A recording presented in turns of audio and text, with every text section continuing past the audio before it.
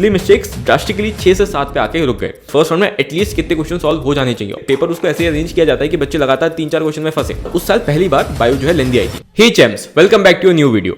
आज की video mock test के ऊपर है और जितनी भी गलतियां, जितनी भी दिक्कतें आपको मॉक टेस्ट में होती है उसको आज क्लैरिफाई करेंगे और सारी दिक्कतें खत्म करेंगे एक वीडियो के अंदर। आपका नीट 2024 5 मई को है और आपकी जिंदगी में अब बस 2 इंपॉर्टेंट काम बच जाने चाहिए, एक रिवीजन और दूसरा मॉक टेस्ट देना। रिवीजन की बात हमने पिछली वीडियो में की थी।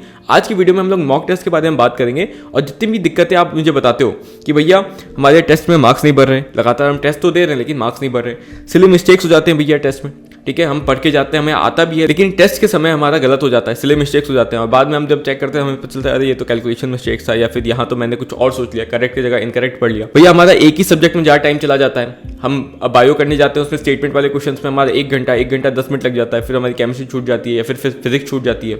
ऐसे करके हमारा एक सब्जेक्ट में ज़्यादा टाइम लग जाता है। जो आने वाले क्वेश्चन है वो मैं नहीं कर पाता हूँ। मैं स्टार्ट में तो फुल जोश में रहता हूँ लेकिन जब एंड सब्जेक्ट्स में पहुंचता हूँ तो एग्जॉस्ट हो चुका होता हूँ, बोर हो चुका होता हूँ। कभी कभी मैं किसी एक क्वेश्चन में फंस जाता हूँ, 4-5 मिनट लगाता हूँ, फिर एकदम प्रेशर क्रिएट हो जाता है, स्वेटिंग होने लगती है, फिर आगे क्वेश्चन ही नहीं बन पाते, कॉन्फिडेंस लूज हो जाता है। तो इन सारी दिक्कतों को कैसे सॉल्व करें और मॉक टेस्ट को कैसे सही तरीके से एनालाइज करें, ये आज हम लोग इस वीडियो में डिस्कस करने वाले हैं। लास्ट में हम लोग ये भी देखेंगे कि OMR फिलिंग का सबसे सही टाइम क्या होता है। अब ये जो पहली दिक्कत मैंने बताई थी कि टेस्ट में मार्क्स नहीं बढ़ रहे हैं, ये हम लोग एनालिसिस वाले वीडियो में डिस्कस करेंगे जो कि इसके बाद आएगी। आज की वीडियो में हम लोग बाकी सारे प्रॉब्लम्स को सॉल्व करेंगे। अब सबसे इंपॉर्टेंट चीज मैं पहले बताता हूँ कि जो भी मॉक टेस्ट देते हैं मोस्टली लोग ये सोच के देते हैं कि भैया हमें मॉक टेस्ट में अच्छा स्कोर करना है। ठीक है, वो चीज़ अच्छी बात है लेकिन वो सेकेंडरी गोल होता है। मेन गोल होता है आपके मॉक टेस्ट का कि आप मॉक टेस्ट दो और उसमें अपनी मिस्टेक्स पता करो, गलतियां पता करो और अपने वीक टॉपिक्स पता करो और फिर इन मिस्टेक्स, इन वीक टॉपिक्स के ऊपर काम करो ताकि फिर अगले मॉक टेस्ट में आपका स्कोर इंक्रीज हो।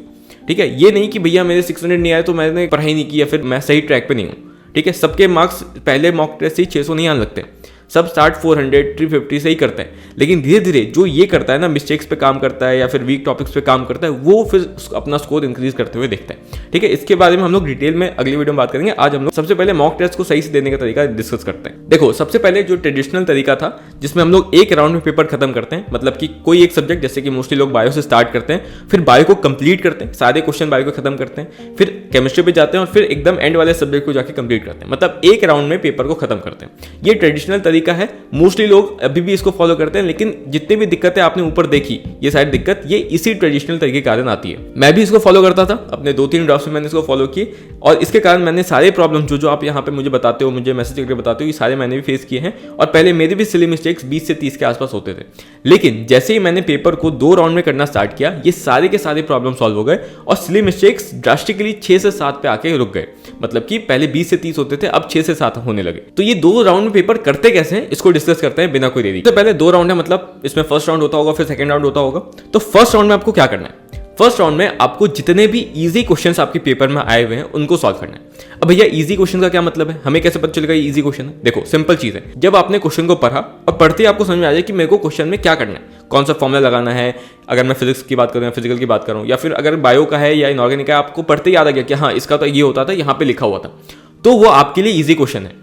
ठीक है, और इसको आप फर्स्ट राउंड में सॉल्व करोगे। मतलब आपको फर्स्ट राउंड में हर एक क्वेश्चन की रीडिंग लगानी है। मान लो आपने बायो से स्टार्ट किया तो अब जितने 90 क्वेश्चन है सबको रीड तो करोगे लेकिन सॉल्व सिर्फ उसी को करोगे जिसको आप पढ़ते ही एक बार में समझ गए या फिर जो आपको लग रहा है लेंदी नहीं है, मेरा टाइम ज्यादा कंज्यूम नहीं करेगा। जैसे बायो में क्या होता है, बायो इनऑर्गेनिक ऑर्गेनिक के लिए मैंने स्पेसिफिकली लिखा है। इसमें ऐसा तो होता नहीं कि आपको पढ़ के कोई कंसेप्ट लगाना पड़े ज्यादा या फॉर्मुला सोचना पड़े। इसमें आप जैसे ही पढ़ोगे आपको याद आएगा हाँ ये चीज यहाँ पे लिखी हुई थी, या तो आपको याद नहीं आएगा। अगर याद नहीं आया तो आप फर्स्ट राउंड में सॉल्व नहीं करोगे। मान लो याद आ रहा है लेकिन आपको दिख रहा है ये टाइम कंज्यूमिंग है, क्यों? क्योंकि इसमें AR क्वेश्चन ऐसा है जो कंफ्यूजिंग है थोड़ा, या फिर जो लेंदी स्टेटमेंट वाले क्वेश्चन होते हैं जिसमें 6-7 स्टेटमेंट है, उसमें से आपको 3-4 सिलेक्ट करने पड़ते हैं कि कौन कौन से इसमें करेक्ट है, कौन कौन से इनकरेक्ट है, उसमें आपको टाइम लगता है। सिंगल स्टेटमेंट वाले जो एक स्टेटमेंट वाले क्वेश्चन होते हैं उसमें आपको दिक्कत नहीं होती कि 4 स्टेटमेंट में एक पता करना है कौन सही है कौन गलत है, वो ईजिली हो जाता है। लेकिन ऐसे स्टेटमेंट वाले क्वेश्चन जिसमें 3-4 स्टेटमेंट आपको पता करने पड़ते हैं, कौन से 3-4 सही है या कौन से 3-4 गलत है, 6-7 पढ़ने के बाद उसमें टाइम लगता है। तो ऐसे क्वेश्चंस को मैं मोस्टली प्रेफर करता हूँ सेकंड राउंड में सॉल्व करने का। और ये आपको मैं जब अपनी नीट 2022 की कहानी बताऊंगा आगे चल के, तो उसमें आपको डिस्कस करूंगा कैसे इस चीज ने मेरे को बचा लिया था।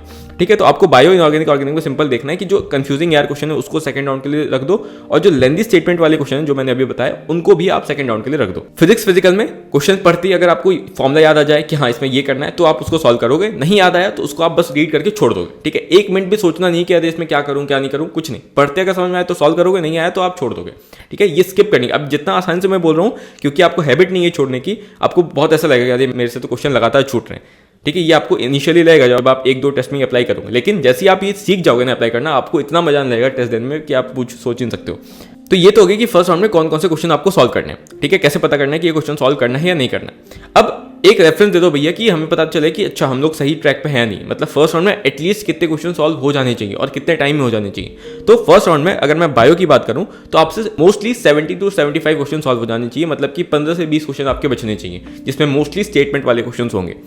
केमिस्ट्री में 28 to 30 क्वेश्चन आपके हो जाने चाहिए, बाकी क्वेश्चन आपके बचे रहेंगे। सेम फिजिक्स में 25 से 30 क्वेश्चन आपके हो जाने चाहिए। और ये जो चीज़ है मैंने इजी टू हार्ड के बेसिस पे रखी है, मतलब अगर पेपर हार्ड आया है तो आप एटलीस्ट 70 क्वेश्चन कर लोगे, इजी आया तो 75 कर लोगे, हार्ड आया तो 28 कर लोगे, इजी आया तो 30 कर लोगे, इस हिसाब से आप अपना रखना। अब ये मैंने आपको इसलिए बताया क्योंकि हर पेपर में जब आप देखने जाओगे तो एटलीस्ट 70 बायो में, केमिस्ट्री में 28, फिजिक्स में 25 क्वेश्चन तो इजी होते हैं, फॉर्मुला बेस्ड होते हैं, जो आप एक रीडिंग में कर ही लोगे या आपने पहले देखे होंगे ऐसे क्वेश्चन।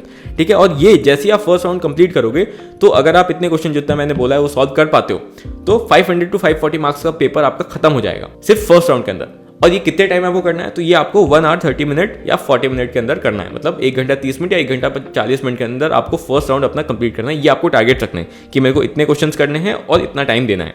ठीक है, हो सकता है स्टार्टिंग में ना हो, स्टार्टिंग में तो आपको ज़्यादा टाइम लग रहा है, लेकिन जैसे जैसे आप आगे जाओगे आपका ये टाइम भी अचीव हो जाएगा और इतने क्वेश्चन भी आप करने लोगे। आपको एक और चीज़ पता चलेगी कि मैं तो फालतू में डरता था कि सारे क्वेश्चन हार्ड आते हैं, पेपर बहुत हार्ड आता है। जब आप ये करने जाओगे आपको देखा अरे पेपर तो हार्ड आता है, ठीक है, ओवरऑल पेपर हार्ड हो सकता है, लेंदी हो सकता है, लेकिन उसमें फिर भी 500 मार्क्स के 550 मार्क्स के क्वेश्चन ईजी ही आते हैं हमेशा। तो अगर मैं उनको पहले कर लूँ तो मेरा कॉन्फिडेंस बूस्ट अप हो जाएगा। और इस रूल का यही मेन गोल है, आपका कॉन्फिडेंस मेंटेन रखना ताकि आप आगे क्वेश्चंस कर पाओ। होता क्या है कि कई बार मेरे को क्वेश्चंस आता है लेकिन क्योंकि मैंने कॉन्फिडेंस लूज कर दिया होता है तो मैं क्वेश्चंस नहीं कर पाता हूं। तो वही चीज मैंने यहाँ पे बताई है आपको कि इसका बेनिफिट ये है कि एक तो ये कॉन्फिडेंस बूस्टर है, बहुत ज्यादा कॉन्फिडेंस बूस्ट करता है, क्योंकि आपने आधे टाइम के अंदर ऑलमोस्ट 550 मार्क्स के आसपास का स्कोर कर लिया होता है। और इसमें बहुत कम चांसेस है आपके गलत होने के, क्योंकि एक तो इसमें सारे के सारे आपने सिर्फ ईजी क्वेश्चन अटेम्प्ट किए होते हैं जो आपको आते हैं पहले से, या फिर जो आपको देखते आता है हाँ ये तो मैंने किया था या फिर ये यहाँ पे लिखा हुआ था, वैसे क्वेश्चन करते हो तो इसमें गलती नहीं होती और इसमें आधे टाइम में आपका मोर देन हाफ पेपर खत्म हो चुका होता है। दूसरा, क्योंकि मैंने आपको यहाँ पे बोला आपको क्वेश्चन तो सारे पढ़ने हैं लेकिन सॉल्व वही करना है जो आपको आता हो, आपको कहीं पे रुकना नहीं है। क्वेश्चन पढ़ा नहीं आता है स्किप करो आगे चलो। तो क्योंकि आप यहाँ पे रुक नहीं रहे हो तो वो जो दिक्कत थी कि भैया हम फंस जाते हैं क्वेश्चन में, प्रेशर सिचुएशन क्रिएट हो जाता है, स्वेटिंग होने लगती है, वो अब नहीं होगा। आप या तो उसको करोगे या तो उसको स्किप करके आगे चले जाओगे। हो सकता है लगातार आपके 4 क्वेश्चन स्किप हो जाए, 5 क्वेश्चन स्किप हो जाए, लेकिन यही तो सीखना है। एग्जाम में यही तो दिक्कत होती है, बच्चे पेपर उसको ऐसे अरेंज किया जाता है कि बच्चे लगातार 3-4 क्वेश्चन में फंसे। ठीक है, वो इजी क्वेश्चन साथ में रखते हैं एंड में या कहीं पे बीच में घुसा के, और हार्ड क्वेश्चन ऐसे एक साथ क्रिएट करेंगे ताकि आप प्रेशर सिचुएशन में आओ। तो यही चीज आपको हैंडल करनी है, सीखनी है। तो दूसरा बेनिफिट तो आपको ये होता है कि आप प्रेशर सिचुएशन क्रिएट ही नहीं होने देते हो, क्योंकि आप चीज को स्किप कर देते हो, चलो नहीं आ रहा है चलो हटाओ, मुझे नहीं आ रहा किसी को नहीं आ रहा हो, स्किप करके हम लोग सेकंड राउंड में देख लेंगे, ये बोल के आप आगे निकल जाते हो। इसलिए आप ना ही यहाँ पे टाइम वेस्ट करते हो ना ही आप प्रेशर में आते हो। तीसरा, आप कोई भी एक स्पेसिफिक सब्जेक्ट में ज्यादा टाइम इन्वेस्ट नहीं करते हो, आप क्योंकि एकदम फ्लो में हो, आप बायो कर रहे हो लगातार 50-60 क्वेश्चन किए, फिर आपको लगा कि नहीं हो रहा है मेरे से, तो आप केमिस्ट्री पे स्विच कर गए, केमिस्ट्री नहीं होता फिजिक्स पे स्विच कर गए, क्योंकि पेपर में क्या होगा, या तो केमिस्ट्री और बायो मॉडरेट आएगी या तो फिजिक्स हार्ड आएगी। अब बच्चे क्या करते हैं, जो बायो से स्टार्ट कर रहे होते हैं, मान लो बायो उस साल अच्छा आया हुआ है, मॉडरेट आया हुआ है, हार्ड आया हुआ है, तो बच्चे उसी में फंसे रह जाएंगे। अगर उनको ये नहीं आता है कि मैं चीज़ को स्किप कर जाऊँ, ये उन्होंने पहले से हैबिट डेवलप नहीं की है, वहीं पे फंसे रह जाएंगे। तो इसीलिए ये रूल आपको इसमें हेल्प करता है कि आप कोई भी एक सब्जेक्ट में ज़्यादा टाइम इन्वेस्ट नहीं करो, आपसे नहीं हो रहा है आप आगे स्किप करके चले जाओगे, और जहाँ पे एक बच्चा उसी हार्ड सब्जेक्ट में फंसा रहेगा, आप इजी सब्जेक्ट सॉल्व करके अपना कॉन्फिडेंस बूस्ट करके वापस से फिर जब उस सब्जेक्ट पे आओगे तो फिर वो सब्जेक्ट आपसे सॉल्व होने लगेगा जो कि इवन हार्ड आया हो। ठीक है, तो ये चीज़ का तीसरा बेनिफिट है। चौथा, आप किसी चीज़ में बोर नहीं होते क्योंकि आप रेगुलरली स्विच कर रहे हो। 1.5 घंटे के अंदर आपने तीनों सब्जेक्ट देख लिया एक बार, तो आपको एक तो पेपर का लेवल पता चल जाता है, दूसरा आप बोर नहीं होते कि हाँ चलो मैं बायो ही कर रहा हूँ, 1 घंटा हो गया मेरे को बायो करते हुए, वो नहीं होता है आपके साथ। तो ये भी चीज़ जो एंड में एग्जॉस्ट हो जाता हूँ, एंड में मेरे से फिजिक्स नहीं होती है, वो नहीं हो, क्योंकि आप ऑलरेडी 1.5 घंटे के अंदर 25 से 30 क्वेश्चन फिजिक्स का सॉल्व कर चुके होंगे। ठीक है, ये इसका चौथा बेनिफिट है। अब आते हैं हम लोग सेकंड राउंड को कैसे करना है। सबसे पहले फर्स्ट राउंड में आपने ऑलमोस्ट 130 क्वेश्चन के आसपास कर लिया है। सेकंड राउंड में आपको 50 से 45 क्वेश्चन करने होते हैं और ये आपको फिर से 1.5 घंटे के अंदर करना होता है। अब अगर आप ध्यान से देखो मैंने क्या करवाया आपसे, जितने इजी क्वेश्चंस थे जो आपको आते थे वो 1.5 घंटे के अंदर आपसे करवाया। बाद में जो हार्ड क्वेश्चन है जहाँ से आपकी रैंक बनेगी, जहाँ पे आप गलतियाँ करोगे, वो सारे क्वेश्चन आप अगले 1.5 घंटे के अंदर करने वाले हो। तो आप जो हार्ड क्वेश्चन है उसके लिए ज़्यादा टाइम बचा के आ रहे हो। और ये स्पेसिफिकली मैंने सिर्फ फिजिक्स के लिए नहीं रखा है, बच्चे क्या करते हैं 1.5 घंटे फिजिक्स से रख देते हैं, ऐसा थोड़ी कि सारे क्वेश्चन फिजिक्स में ही हार्ड आए। तो आपको ओवरऑल पेपर के जितने हार्ड क्वेश्चन है उसके लिए 1.5 घंटे रखने होते हैं, तो ये सेकंड राउंड में आप कर सकते हो इस तरीके से कि आपने जो बचे हुए 50-40 क्वेश्चन है उसके लिए 1.5 घंटे रखें। इससे आपको फायदा क्या होगा, एक तो आपने फर्स्ट राउंड में बहुत सारे क्वेश्चंस कर लिए हैं, पेपर आधा से ज़्यादा खत्म कर लिया है कम टाइम के अंदर, तो आप बहुत ज़्यादा कॉन्फिडेंट हो। दूसरा, आपने फर्स्ट राउंड में सारे के सारे क्वेश्चंस पढ़े थे, आपने सॉल्व सारे नहीं किए थे लेकिन फर्स्ट राउंड में सारे क्वेश्चन पढ़े तो थे, इसीलिए क्योंकि जो आपने क्वेश्चन जो पढ़े, जो आपके दिमाग में आया कि हाँ ये उतना अच्छे से याद नहीं आ रहा है, मैंने पढ़ा तो है लेकिन याद नहीं आ रहा है, वो सब कॉन्शियस माइंड में चल रहा था जब तक आप फर्स्ट राउंड कंप्लीट करते थे। और इसीलिए जब आप अगले राउंड में आओगे फिर से उसी क्वेश्चन में, तो जैसे आप पढ़ोगे आपके दिमाग में स्ट्राइक करेगा कि हाँ ये तो ऐसे हो जाएगा, क्योंकि एक तो आप कॉन्फिडेंट हो, दूसरा आपके दिमाग में सबकॉन्शियसली वो चीज़ चला है। इसीलिए अब जब आप आओगे तो इस 40-50 क्वेश्चन में से आप 20-25 क्वेश्चन ईजिली कर लोगे, ठीक है। बचे जो 20-25 क्वेश्चन है उसी में आपको दिमाग लगाना पड़ेगा कि हाँ इसमें क्या कर सकते हैं, ये चीज़ दी हुई है। तो जैसे भी आप सॉल्व करते हो क्वेश्चन को, तो जो आपको टाइम इन्वेस्ट करना पड़ेगा वो लास्ट के 20-25 क्वेश्चन में ही करना पड़ेगा। उसमें से भी क्योंकि आप कॉन्फिडेंट हो, मोमेंटम में हो, तो आप 10-15 कर लोगे, आप फंसोगे लास्ट के 5-6 क्वेश्चन में, ठीक है। उतना तो सब फंसते हैं उसमें, तो वो तो आप छोड़ के भी आओगे तो कोई दिक्कत नहीं आएगी। तो यही फायदा है फर्स्ट राउंड में, क्योंकि आपने सारे के सारे मॉडरेट और हार्ड क्वेश्चन छोड़ दिए थे जहाँ पे आप सिली मिस्टेक्स कंप्लीट कर सकते थे, उसको आपने सेकंड राउंड में किया ज़्यादा टाइम देके, तो आप सिली मिस्टेक्स नहीं कर रहे हो। एक तो सबकॉन्शियस माइंड में आपने सब कुछ सोच लिया है, तो आपके बहुत सारे क्वेश्चन अब हो गए, और क्योंकि आप कॉन्फिडेंट हो तो आप सिली मिस्टेक्स नहीं कर रहे हो, आपके पास आपको दिख रहा है हाँ मेरे पास टाइम बहुत है, करने मेरे को बस 40-50 क्वेश्चन है, मेरा आधा पेपर हो चुका है। ये फायदा है सेकंड राउंड का। अब अगर मैं आपको अपनी नीट 2022 की स्टोरी बताऊं और कैसे मैंने इस चीज़ को अप्लाई की थी वहाँ पर, तो देखो क्या हुआ था कि जैसे पेपर स्टार्ट हुआ, हमारे पास पेपर आया, बायो मैंने पहले सॉल्व करना स्टार्ट किया जैसे कि सब करते हैं, और उस साल पहली बार बायो जो है लेंदी आई थी, उसमें स्टेटमेंट वाले क्वेश्चन आए थे, AR वाले क्वेश्चन आए थे पहली बार।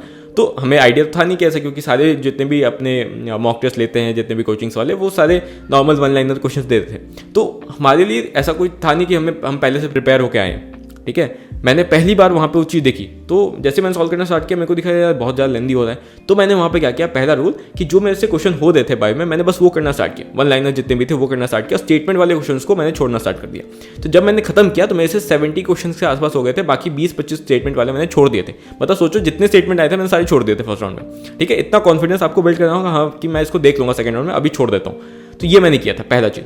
उसके बाद जैसे ही मैं केमिस्ट्री पे गया तो उसमें भी मेरे से क्वेश्चन होने लगे, ठीक है, सेक्शन ए आराम से हो गया, लेकिन जैसे ही मैं सेक्शन बी में आया ना, पता नहीं क्या हुआ, मेरे से क्वेश्चन बनना ही बंद हो गए। तो वहाँ पे फिर से मैंने इसी चीज़ को अप्लाई किया, चलो मेरे से नहीं हो रहा है बंद, कोई बात नहीं, मैं सब्जेक्ट स्विच करता हूँ, मैं फिजिक्स पे जाता हूँ। और वो जो मैंने स्विच किया था ना, वो बेस्ट डिसीजन था, क्योंकि बहुत बच्चे क्या हुए, आधे बच्चे तो बायो में फंसे रह गए, क्योंकि वो क्या थे, एक बार में ख़त्म करने वाले लोग थे कि मैं बायो कंप्लीट करूंगा 90 क्वेश्चन तब मैं आगे जाऊंगा, और इस चक्कर में उन्होंने बायो में 1 घंटा 10 मिनट दे दिया, 1 घंटा 15 मिनट दे दिया। फिर केमिस्ट्री में आया तो उन्होंने वहाँ पे और टाइम दे दिया, और फिजिक्स जो कि ईजी सेक्शन था वहाँ पहुँच ही नहीं पाए, ठीक है। मैंने क्या किया, मैंने देखा बायो चलो मेरे से नहीं हो रही, स्टेटमेंट वाले क्वेश्चन हो भी रहा है तो टाइम लग रहा है, तो मैंने उसको स्किप कर दिया वहाँ पे फर्स्ट राउंड के लिए। केमिस्ट्री में आया, सेक्शन भी नहीं हुआ, स्किप कर दिया, फिजिक्स पे आ गया, और फिजिक्स में आया तो मेरे से ईजिली 35 क्वेश्चन बन गए 40 मिनट के अंदर। वो जो कॉन्फिडेंस बूस्ट हुआ, फिर मैं जब वापस आया केमिस्ट्री में तो सेक्शन डी भी हो गया, बायो में आया तो वो भी हो गए, ठीक है। और एंड में मेरे पास आधा घंटा बचा था जिसमें मैंने आराम से OMR फिल किया और जो बच्चे कुछ 10-15 क्वेश्चन थे उसको सॉल्व किया। तो ये फायदा होता है 2 राउंड में पेपर खत्म करने का, ठीक है। इसलिए मैं आपको बता रहा हूँ ये बेस्ट तरीका है, इतना डिटेल में कोई नहीं समझाएगा आपको, और मैं अगर ये आपको बता रहा हूँ तो ये समझो ये बेस्ट ही है, क्योंकि मैंने सारी चीज़ सब कुछ ट्राई कर लिया ऑलमोस्ट। अब एक इंपॉर्टेंट नोट मैं आपको बताता हूँ यहाँ पे कि जब आप फर्स्ट राउंड में क्वेश्चन को सॉल्व कर रहे होगे तो होगा कि कई बार आपने जो क्वेश्चन सॉल्व कर लिया, मान लो आपने रीड किया, हाँ मेरे को ये आता है, आपने उसको टिक भी कर लिया आंसर को, लेकिन आपको हल्का सा डाउट है कि शायद इस क्वेश्चन को मेरे को एक बार और देखना पड़ेगा, या फिर 2 ऑप्शन ऐसे हैं जिसमें मेरे को डाउट लग रहा है। तो वैसे क्वेश्चंस को आप क्या करना, सर्कल करके छोड़ देना कि अगर मेरे पास टाइम बचा एंड में, मान लो मैंने सेकंड राउंड जल्दी खत्म कर लिया, तो अगर मेरे पास टाइम बचा तो मैं रिवाइज करने जब आऊँगा तो सिर्फ इन क्वेश्चंस को जो मैंने मार्क किया उनको देखने के बाद OMR फिल करूँगा कि हाँ चलो मैंने जो सोचा था वो सही सोचा था या नहीं सोचा था। और अगर मान लो टाइम नहीं बचा तो जो आपने पहले से टिक करके रखा है उसको आप फाइनल आंसर ऐसे मार्क कर दोगे OMR में, ठीक है। ये आप कर सकते हो एक चीज़। अब बात करते हैं कि आपको OMR कब फिल करना है, ठीक है। ये काफी डाउट रहता है कि भैया साथ साथ फिल करें या फिर लास्ट में फिल करें। देखो जो एक गो में पेपर खत्म करता है उसके लिए तो कोई मतलब ही नहीं है कि एंड में OMR फिल करें। देखो एंड में OMR उसको फिल करना चाहिए जिसको लगता है कि मैं एंड में रिवाइज कर पाऊंगा, या फिर जो मैंने रिव्यू के लिए छोड़े हैं क्वेश्चंस उनको मैं एक बार देखने के बाद OMR फिल करूंगा, उनके लिए बेस्ट होता है कि वो लास्ट में OMR फिल करें। और जितने भी हाई स्कोरिंग बच्चे होते हैं 680 690 तक जाने वाले बच्चे होते हैं वो OMR लास्ट में फिल करना पसंद करते हैं। क्यों? क्योंकि वो इस 2 राउंड के थ्रू ही जाते हैं। लेकिन जो एक राउंड के अंदर जा रहा है, एक ही गो में पेपर खत्म कर रहा है, उसके लिए एंड में OMR फिल करने का कोई मतलब नहीं है। वो क्वेश्चन टिक करो क्योंकि वो रिवाइज करने आने नहीं वाला है ना, तो वो क्वेश्चन टिक करो, OMR फिल करो। लेकिन अगर आप ये सेकंड राउंड वाला रूल फॉलो करते हो जो मैंने किया था अपने एग्जाम में, तो आप रिविजन का स्कोप रखते हो, इसलिए आपको OMR लास्ट के 30 मिनट्स में फिल करनी चाहिए। अब अगर कोई सोचेगा कि भैया 30 मिनट में कैसे होगा, तो OMR फिल करने में लगता है आपको बस 15 से 17 मिनट है। आप करके देख लेना, मैंने बहुत बार ट्राई किया था इसको। कैसे ट्राई करना, आप कोई भी 200 OMR वाला पेज लेना, ठीक है। उसमें ऐसे फिल करना कि जैसे आपको एग्जाम में फिल करना हो। एग्जाम में आप OMR कैसे फिल करते हो? बहुत बच्चों की OMR फिलिंग में दिक्कत इसलिए आती है क्योंकि वो मन में सोचते हैं और मन में बिना कुछ बोले वो फिल कर देते हैं। इसमें क्या है, बहुत ज़्यादा चांस हो जाती है कि गलती कर जाओगे। बहुत बच्चे ऐसे फिल करते हैं कि अच्छा लगातार 4 का देखेंगे 2 3 4 और लगातार 2 3 4 यहाँ पे भर देंगे, 2 3 4 भर देंगे, ठीक है। इसमें क्या होता है कि मान लो आपने बीच में कोई क्वेश्चन स्किप किया हो तो फिर आपका पूरा का पूरा OMR खराब हो जाएगा। तो ये तो आपको कभी करना ही नहीं है। आपको OMR हमेशा ऐसे फिल करना है, इतना तेज बोलो कि जितना आपको सुनाई दे, बगल वाले को सुनाई ना दे, ठीक है।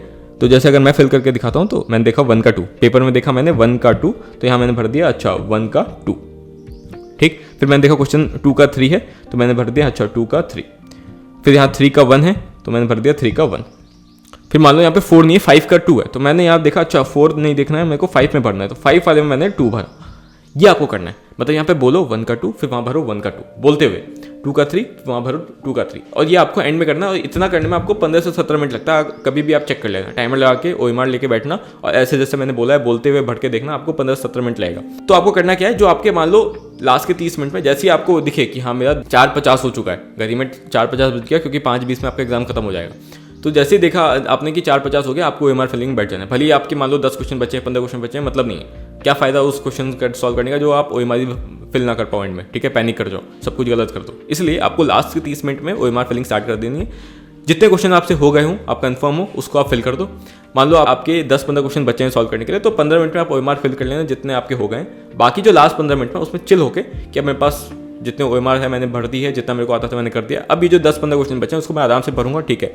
2-2 मिनट 3-3 मिनट देके मैंने क्वेश्चन को पढ़ा और वहाँ पे मैंने फिल किया, ठीक है, जितना मेरे से हो पाया। मान लो 5 क्वेश्चन सॉल्व कर पाए तो 5 क्वेश्चन किया, लेकिन फिल कर दिया। इस तरीके से आप करना है। इसमें आप ना ही पैनिक करोगे और आपका OMR भी सही फिल होगा, ठीक है। मेरे से क्या गलती हो गई थी, इतना ध्यान रखने के बाद भी मेरे से एक OMR छूट गया था भरना, पता नहीं कैसे छूट गया था। सेक्शन बी में मैंने एक OMR भरा ही नहीं था। जब स्कैन कॉपी आई थी OMR की तब मुझे पता चला कि मैंने एक OMR भरा ही नहीं उसमें, ठीक है। एक OMR मैंने फिल ही नहीं किया था, एक OMR मैंने गलत भर दिया था। तो ये 2 OMR की मिस्टेक्स हुई थी मेरी, बाकी तो सब ठीक था। तो ये आपको करना है। बाकी एनालिसिस कैसे करना है टेस्ट के बाद, इसको हम लोग नेक्स्ट वीडियो में डिस्कस करेंगे।